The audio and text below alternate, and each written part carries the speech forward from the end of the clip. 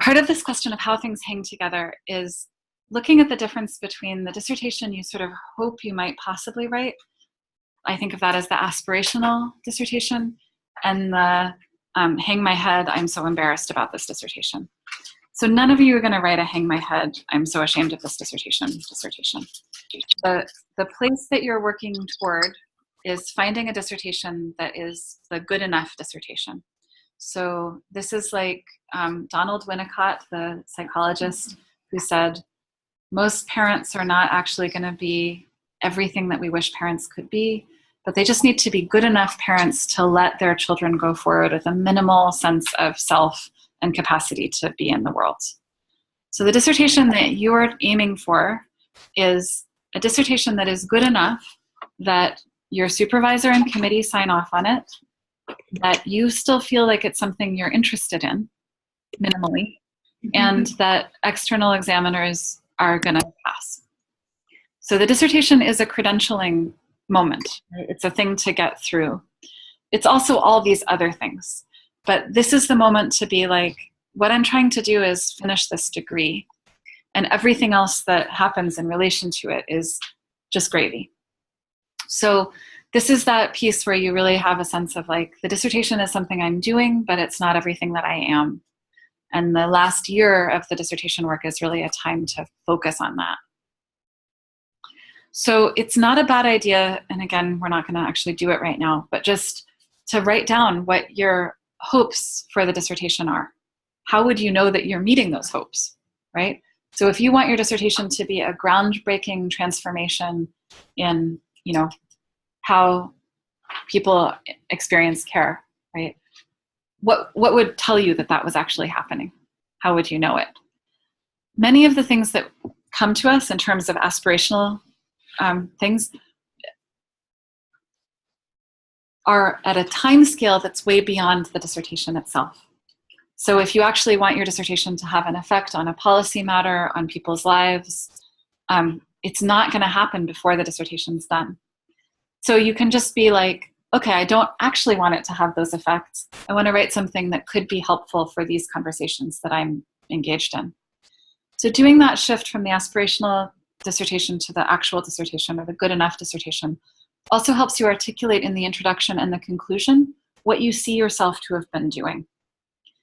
And that's an important and powerful way to be thinking about how to talk to the committee members and the externals.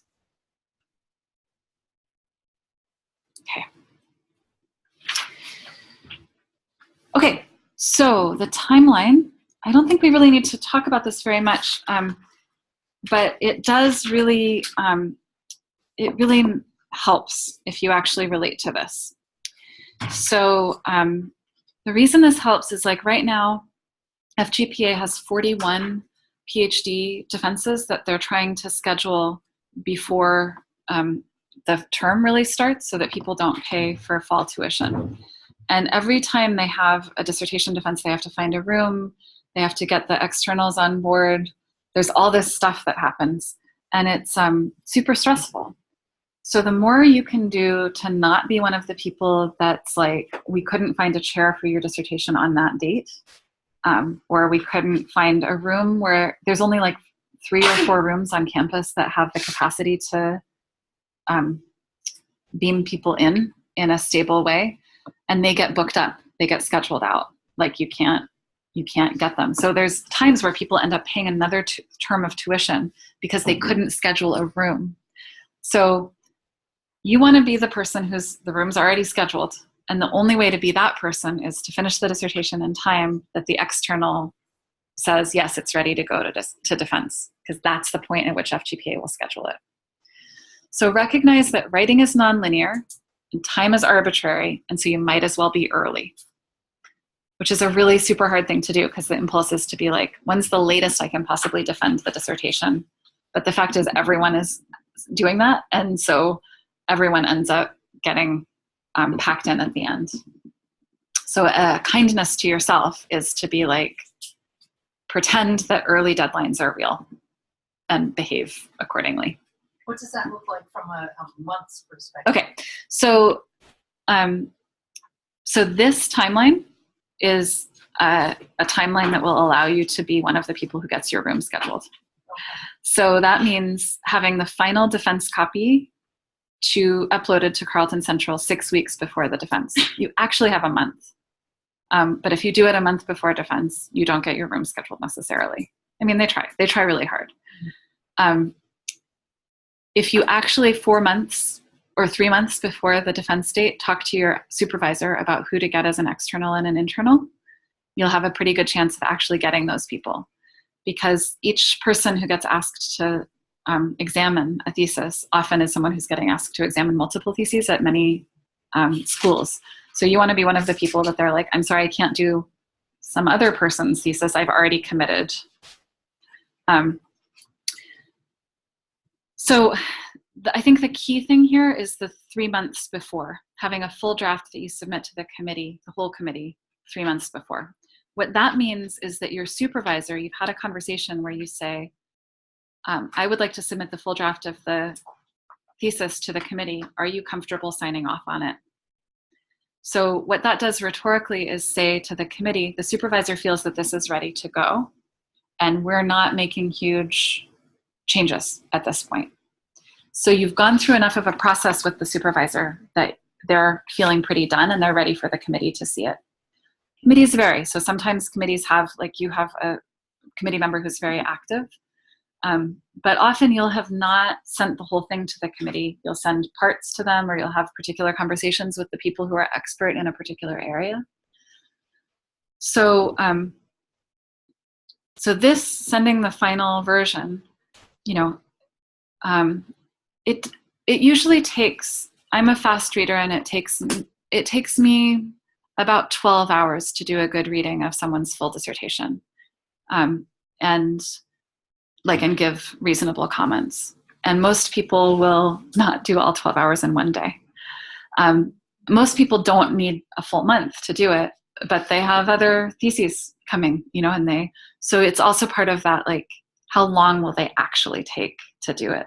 So it's reasonable to expect a 2-week turnaround on chapters, and you want to build a pattern where you turn in a chapter and then you're not fretting about it. You're drafting the next stage of another chapter, or you're doing revisions on the chapter that you got comments back on. So in our department, many of you will have seen this, this email from Darlene, our admin person, which basically lays out, I can pass it around, the dates, right? So you'd be, if you're defending at the end of the winter term, you'd be submitting the intention to defend at the end of February. So it's like surprisingly early.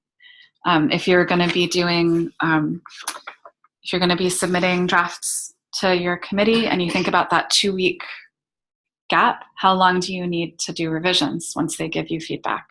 So if you pass something in January 1st and they optimistically get it back to you January 15th, how long does it take you to actually integrate their comments and think about it? So one thing to look at is, how long has it taken you to do things in the past? How long does it actually take you to write a chapter? Many people, it takes them 3 months to write a chapter. Many people think, I'm finishing my dissertation, so now I'll be able to write chapters in 1 month. But there's not a real reason to think that. And therefore, there's also not a real reason to be mad at yourself if you can't write a chapter in a month.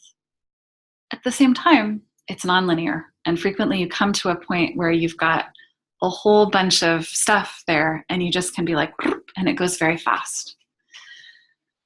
So really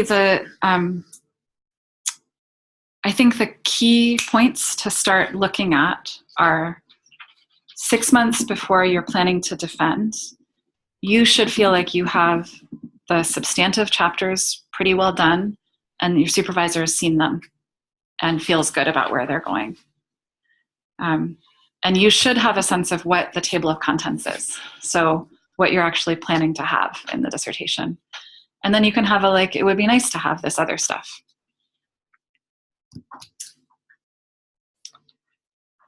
Any questions about that timeline stuff? Can you send us a copy of what you've just passed around? Sure. Yeah. Yeah. Will you email me and then I'll write back with it? Yeah. Because I won't remember to just spontaneously do that. Yeah. Actually, my supervisor asked me to send each chapter to my committee first to get the feedback, and then the dissertation to give it again. Yeah. Getting the feedback, and then I'm going to submit the final. Yeah, that's common. Yeah. That's common? Yeah. So it varies by committee. So some committees, there'll be a third reader who's like, I just want to see the final version. I'll talk to you about particular things if you need my expertise.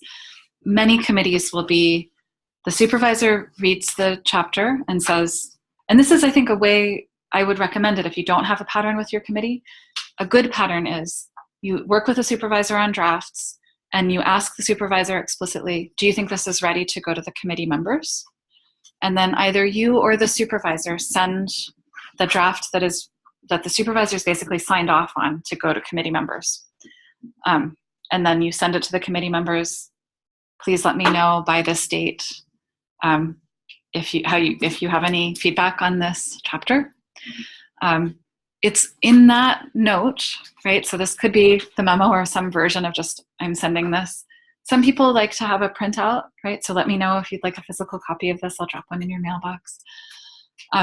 You can say, I hope you won't mind.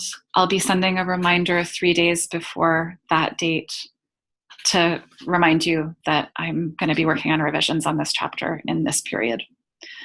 So part of that managing up is just like, I'll just be reminding you that this is coming, that I'm planning to work on this in this time. Let me know if you have any, difficulties with that.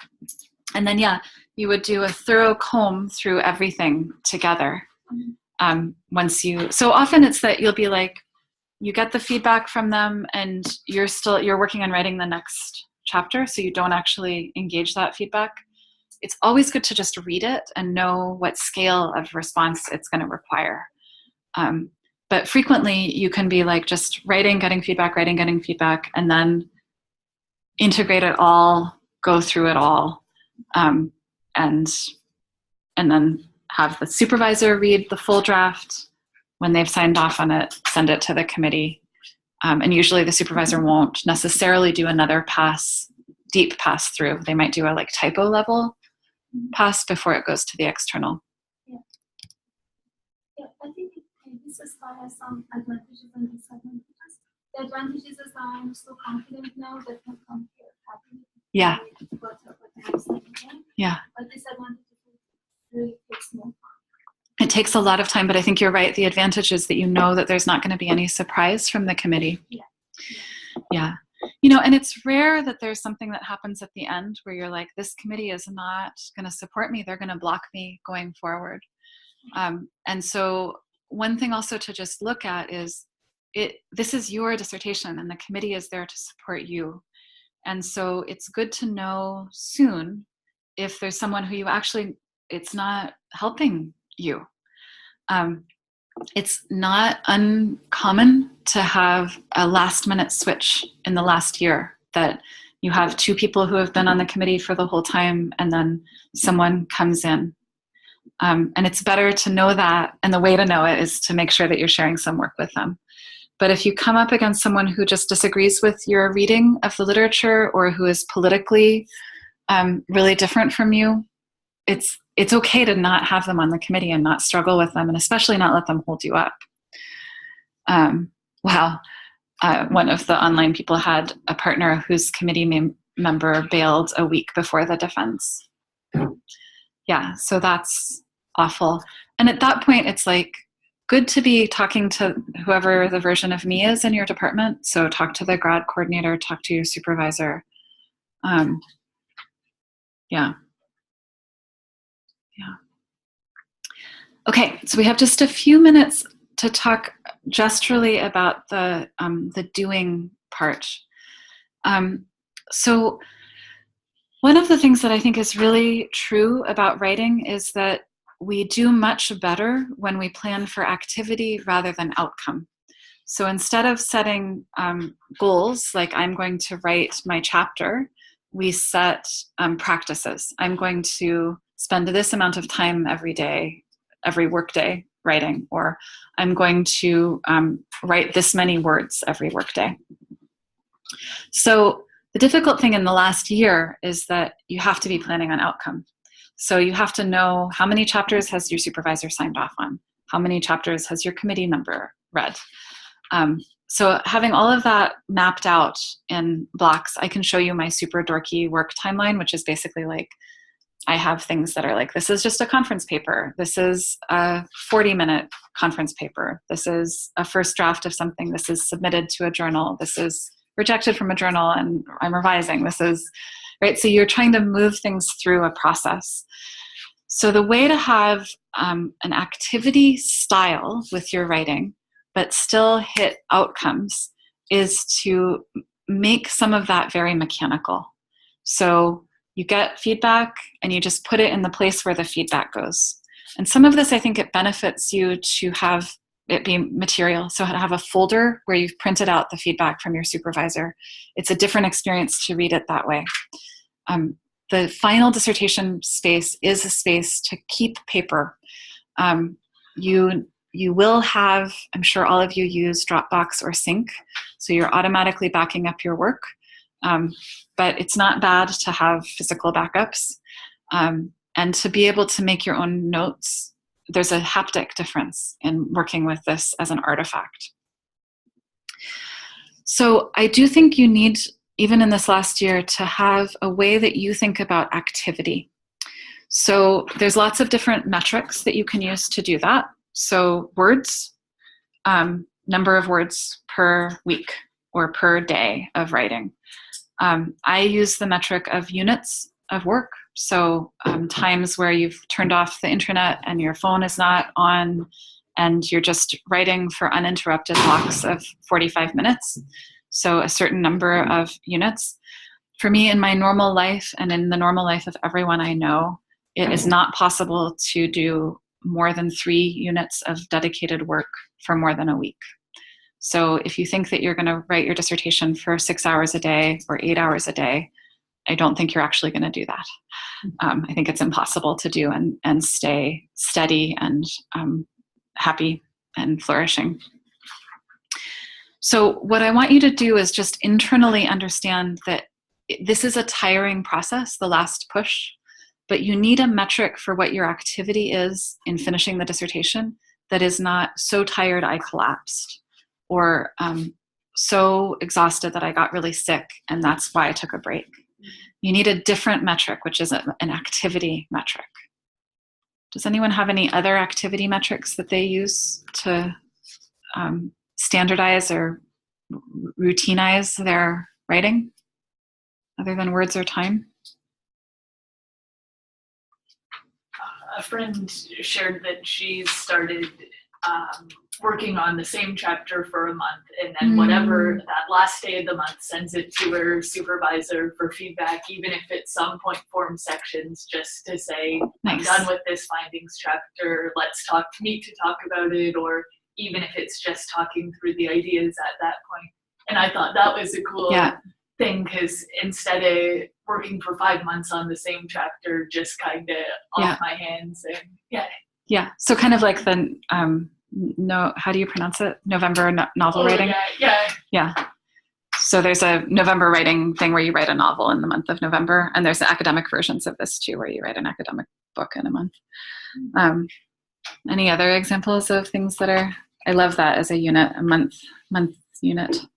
And switch it up whether you want to or not. Right. Or, yeah, just make it mechanical almost. Oh, yeah. I just, for the past couple of years, have been treating school as a job where I pretend that there's hours that I have to be there. Nice. And I found that it's really useful because I realized I was spending a lot of energy on thinking about where I wanted to work and when I wanted to work. And if it's just that I get up in the morning and I like trick myself thinking I have to be here by 9:30. And then I allow myself to leave at 4 and say like, I don't touch anything at night. That it has been really useful. Yeah, that's great. Ryan, you want to say something? So I just started, I created like what I call a daily writing routine. And it involves like so I found something and it talked a bit with like a sports metaphor. So like before you, like if somebody was like a baseball player, they don't just go out and play the game. They actually have a warm up, and then they play.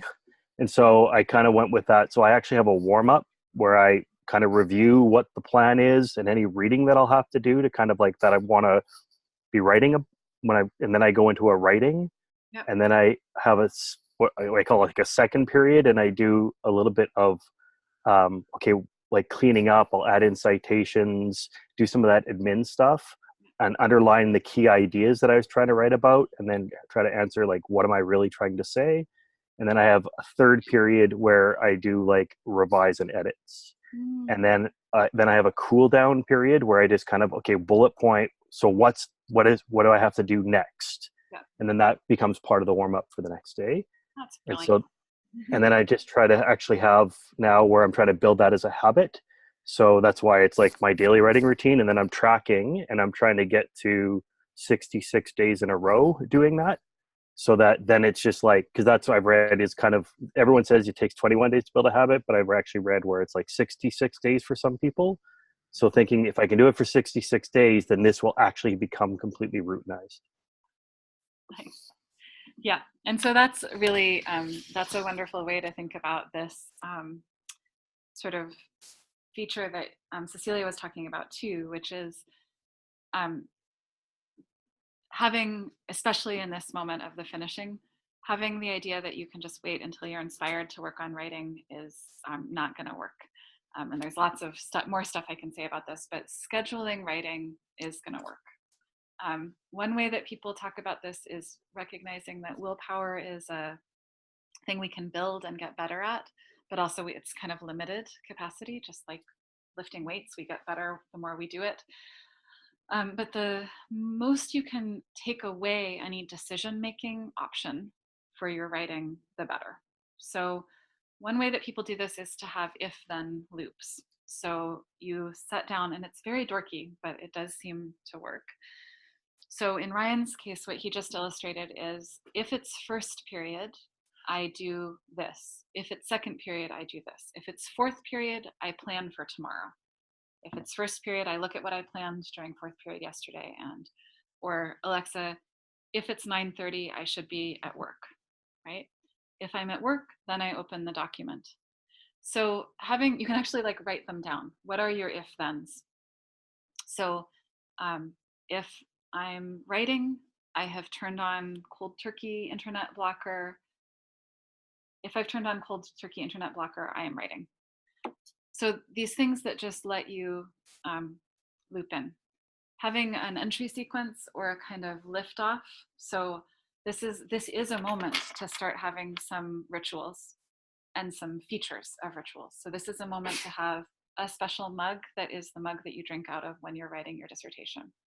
It's a moment to have a hat that you put on when you're in a unit and your kid isn't allowed to interrupt you. And when they try to interrupt you, you just point at the hat and they're like, oh, I see that you're writing because you're wearing that hat. And then you put on the hat. If I'm wearing the hat, I'm writing. So you can have lots of these things that enforce each other. This is the physical space. If I'm in this space, this is what I'm doing. For a lot of people, this is like, Stacey says she needs a hat. For a lot of people, this is a moment where you can buy a computer that does not connect to the internet, that does not at all connect to the internet, and be like, if I'm at that computer, I am writing my dissertation. And if I need to bring anything from the internet, I bring it on this USB key like Tom Cruise running. So you have some sense that you build whatever the things are that support you, and you be like unabashedly cheesy about that. So you have a thing that just cues your whole system that this is what you're doing now. Does that part make sense? Like this is the moment to be like, here's I lived in California for 6 years, and I saw a lot of people have really terribly embarrassing rituals. And it was only when I moved to rural Alaska to finish my dissertation that I was like, I too am going to have a terribly embarrassing ritual about this. But all these things. Okay, so scheduling, really good to assume that the worst is going to happen and that you can still finish the dissertation. So this doesn't mean you have to hurt yourself. You should not hurt yourself finishing the dissertation. Also, if you decide not to finish the dissertation, that is okay. You don't have to do a dissertation. It's fine. Nothing bad happens if you don't do a dissertation. So this is something that you can be like, why am I doing this? It's a good credential. It's going to give me particular things. I'm building the capacity to write stuff very fast. If I go work for a non-academic situation, I am a person now who they can know that they can give a grant application to, and I can get it done by tomorrow morning. Like, there's many things that you are doing right now that no one can take away from you. Capacities that you're building, ways that you are powerful because you've done this much of this work. So it's that if you're going to finish doing this, it should not really hurt you to do it. And you should be able to do it even if things are not totally perfect and ideal. So this is coming back to that quality of the good enough dissertation, so that you can pass things in. I mean, the other thing that is great about Jana's friend being like, I pass in the chapter at the end of the month, is then you've written that many drafts of chapters, you just pass them in. So part of the thing that I think really helps with that is limiting the work. So that is not trying to work 8 hours a day on academic work, whether that's your dissertation or your TA-ship or your RA-ship. It's having a fixed and firm end time to your day. So you're never working until you're just about to go to bed, unless it's really an extraordinary circumstance. You know, sometimes all of us have a deadline that we have to meet, but it shouldn't be every day that you're staying up fretting about things, and you're not actually functioning very well in those. Part of this is also about committing to taking breaks and play, having a sense that you deserve to enjoy your life and that you could die next week. So you don't want to look at your life and say, it was a waste of my life that I spent that week working on my dissertation in that way. I had a dissertation student die, and it was really interesting because it was that he, in an accident suddenly, it had only been about 6 months that I felt like if he died, this wouldn't have been a waste of his life. Like he found a way to be with the dissertation that actually was a pleasure. And it really made me think about my own work and sort of why we do the things that we do in the way that we do them. So there is this narrative that you shouldn't be happy while you're writing a dissertation, and especially while you're finishing a dissertation. And I do always think the death test is useful in that way. Like, is this the way you want to spend your life if you were going to die really soon? And it's actually a reasonably good way to spend your life. You're doing an interesting thing that you probably kind of like. But if you genuinely feel like this is terrible and you hate it and you hate yourself doing it, well, you probably need more breaks, and then maybe you'll find that you like it again. And you probably need to play more, and then you might find a way to be with it. So the last thing in part 4, yeah, so Christina notes, like, if you have a partner who comes home from work, even if you're working at home, you can be like, work's over now. Like, now I'm done with work. So a thing that I think helps with this is regarding deadlines as very firm. So just relating to deadlines as arbitrarily firm. So the end of the month, I'm sending in my chapter wherever it's at, but also this like, okay, if I want to I want to walk at the end of 2019 winter term, then I have to finish this by, March. So you're always going to write something good. You can just be done. Yeah. And then the last part is managing up the administrivia. So ideally, you have a supervisor who will be very attentive to the different deadlines and the different things that need to happen. But this is the point to go to your grad administrative assistant, who in your department will be the person who actually understands what the real deadlines are and when everything needs to happen, and write down fixed dates of when that needs to happen, and then back them up a week in order to talk to your supervisor and committee about them. Or if you know that your supervisor is bad at even responding to your email, like doesn't respond for 3 weeks, be like, I need your response on this 3 weeks before the actual deadline so that they actually get you the response by the actual deadline that the university needs. And that's just, again, in this mode of fight the, like, be actually giving your energy to work, doing good work on your dissertation, not fighting with the administration because something didn't happen in time. It's irritating, I think, that you have to hold that role. Like, ideally, you would have, everyone would really understand what needed to happen and when. And so I think it's just a sad fact that you're going to be the one who actually kind of has to know those things and take action based on them. Like most people, even if they're supervising someone, they're only supervising one, maybe they're supervising one PhD student a year who's graduating. Probably not even, but they won't remember what needs to happen or when, and they'll be sort of overbooked anyway.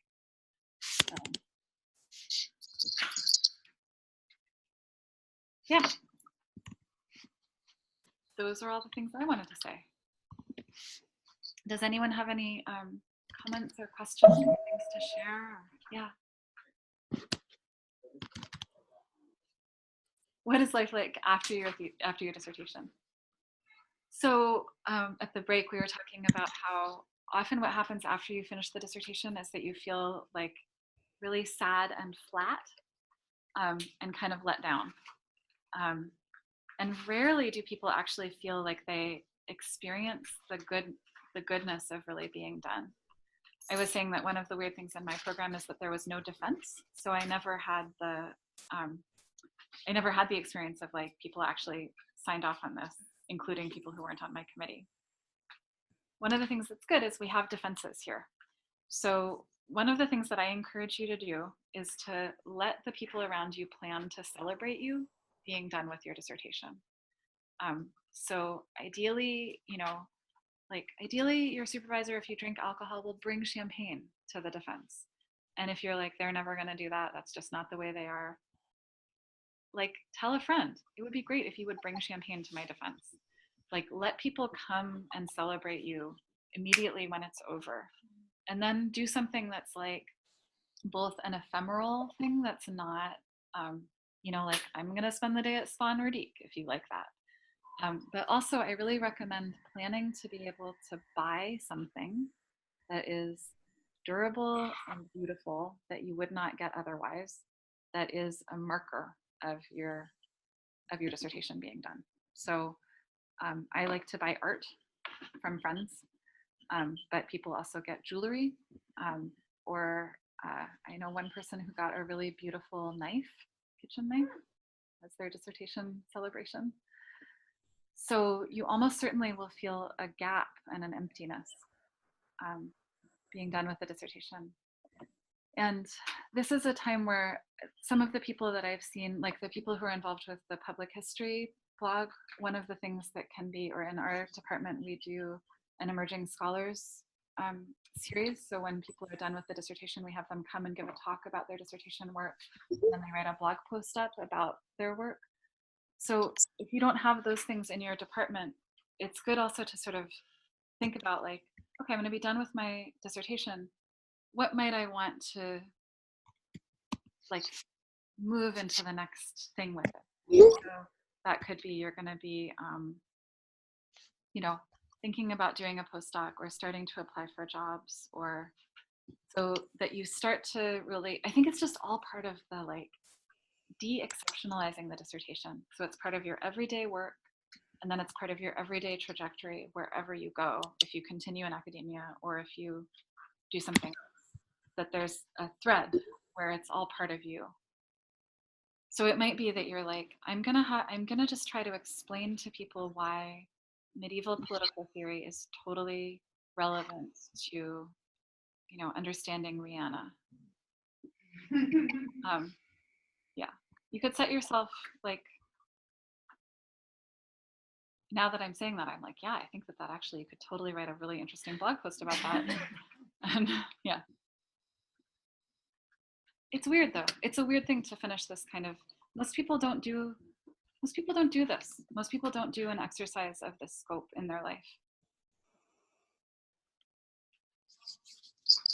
It's cool. It's great that you're getting so close. Thank you for your workshop. Yeah, thank you for coming. I'll see you around. Thank you, all you one-liners. Feeling good.